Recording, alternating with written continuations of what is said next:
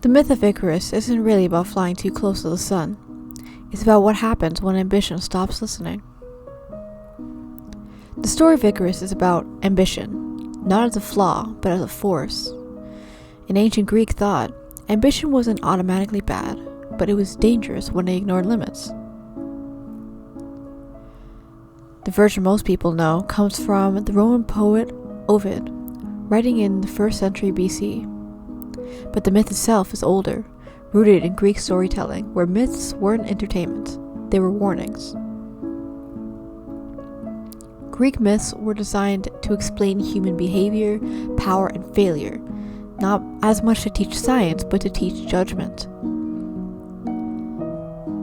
Daedalus is one of the most important figures in Greek myth, a master craftsman, inventor, and architect. After helping Theseus defeat the Minotaur, Daedalus and his son Icarus are trapped on an island of Crete by King Minos. This wasn't a great situation, so Daedalus does what he always does. He builds a solution. Before they fly, Daedalus gives instructions.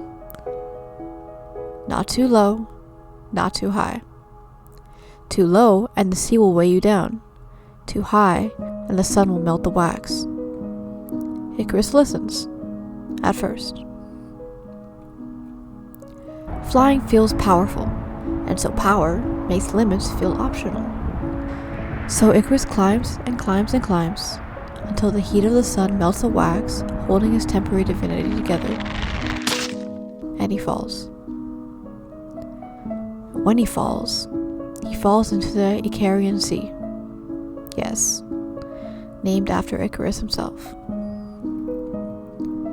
This is where modern retellings get it wrong. Icarus didn't fail because he aimed too high.